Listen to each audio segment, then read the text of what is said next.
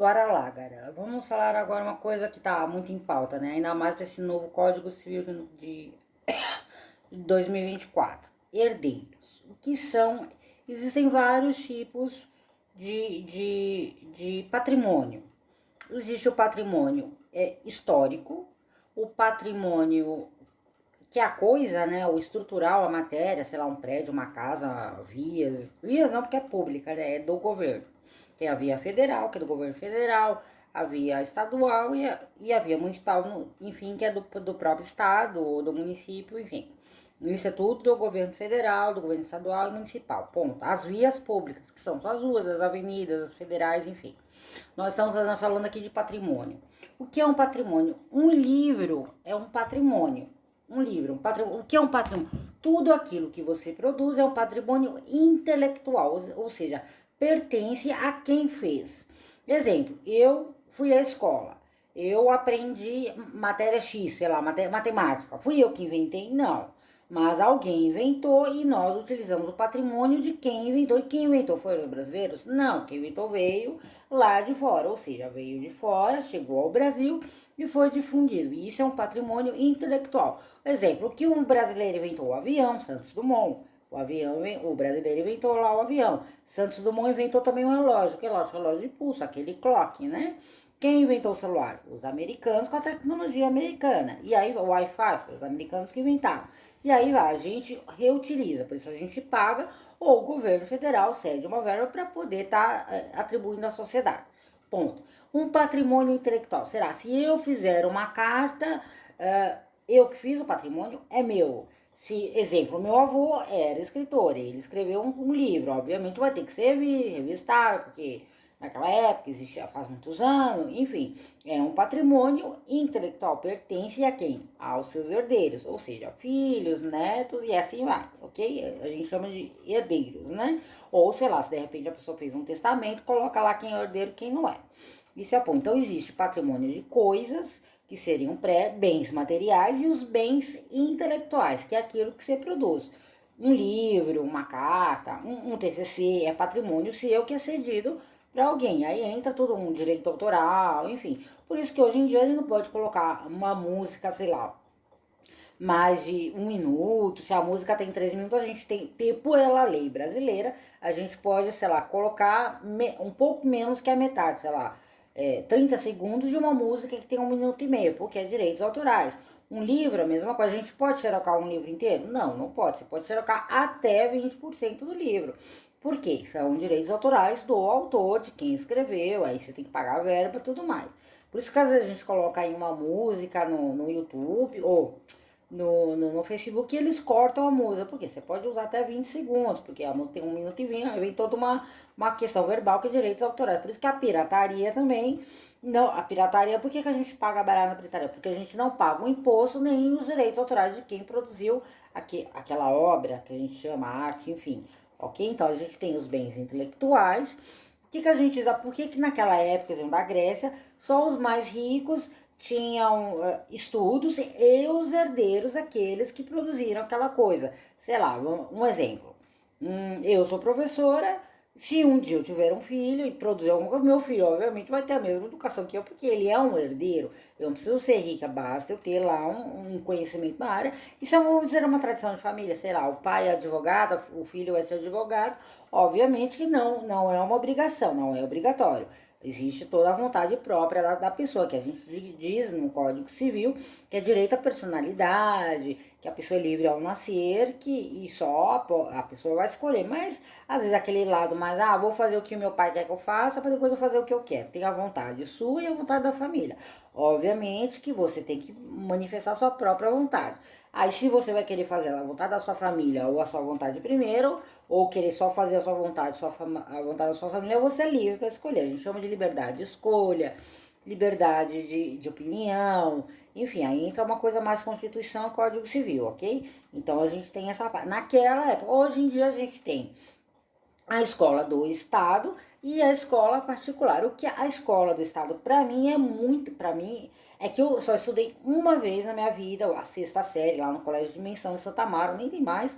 em escola particular. Eu fiz, sei lá, sexta série. O resto foi só escola do estado. É puxado? Sim, é muito puxado, porque eu já tenho minha educação especial para superdotados, eles adiantam a matéria, enfim.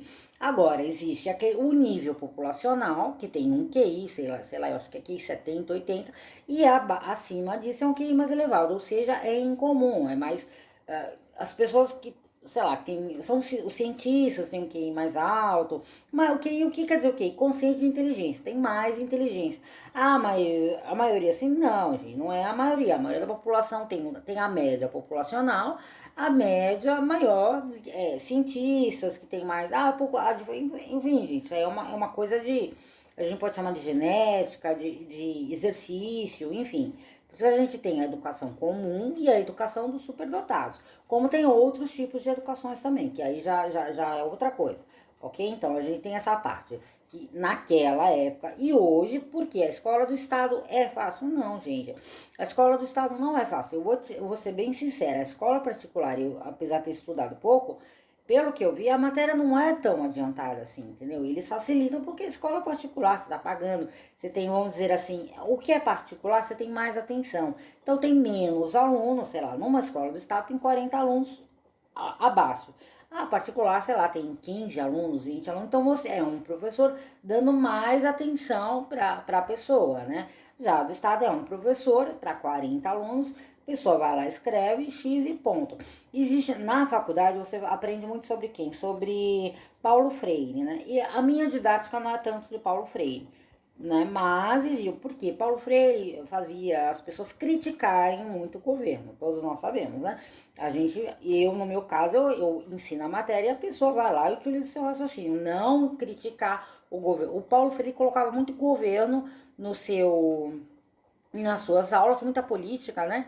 E aí e colocava pouca matéria, vamos dizer assim, né? Então misturava. Hoje em dia não pode fazer isso. Na minha opinião, você não pode misturar política com matéria. Porque você está colocando política, você vai falar só de política. A matéria vai, entendeu? Aí, sei lá, eu nunca tive, na escola, e eu sempre estudei em escola do estado, nunca tive isso, graças a Deus, sorte, mas eu sei que isso acontece, entendeu?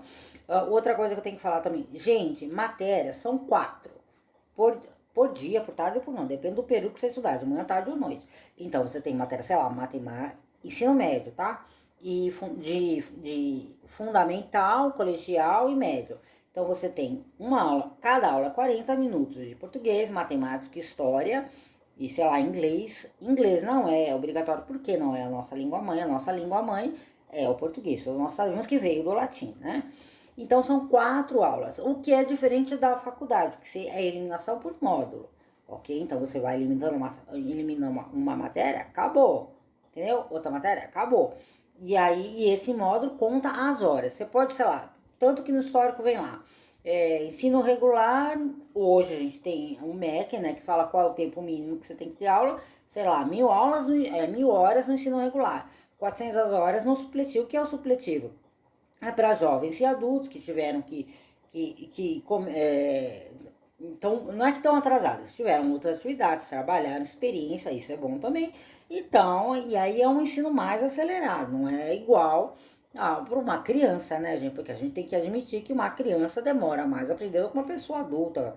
Enfim, o que é um adulto? Adulto vai até os 59, até os 59 anos, a partir de 62. Ok? Então, então existe a diferença do Estado e do particular. Do particular, particularmente, eu prefiro do Estado. Por quê? O Estado conhece lei, conhece Constituição e a maioria deles obedecem à Constituição, tem noção de legislação, e o particular, infelizmente, não é tão, vamos dizer, porque também não é exigido, tão familiarizado assim com lei. Então, por isso que existe um certo atrito. Por isso que o professor de estado, o que não for contratado, mas o que for concursado, ele tem mais noção justamente por causa disso, porque ele é obrigado a prestar o concurso público, tem que saber a lei, senão não passa. Já o particular, sei lá, se forma numa faculdade que seja do estado ou não, mas ele vai lá trabalhar no particular, sei lá, na clínica do pai ou na escola da mãe, não tem tanta exigência assim, aí cai um pouco a defasagem da administração na parte legislativa, na parte educacional, até na parte de método, que seria tem o global, entre outros métodos de cada professor, de cada escola, enfim, o método geral. Então, a gente tem o método de construção, desconstrução, e aí já é outra história. O que eu tô dizendo é, Estado, na minha opinião, é melhor porque eu tive uma melhor experiência. Pode ter acontecido alguns probleminhas, mas a melhor experiência é a do Estado. É mais difícil? É mais difícil, mas tudo que é mais difícil é melhor, beleza?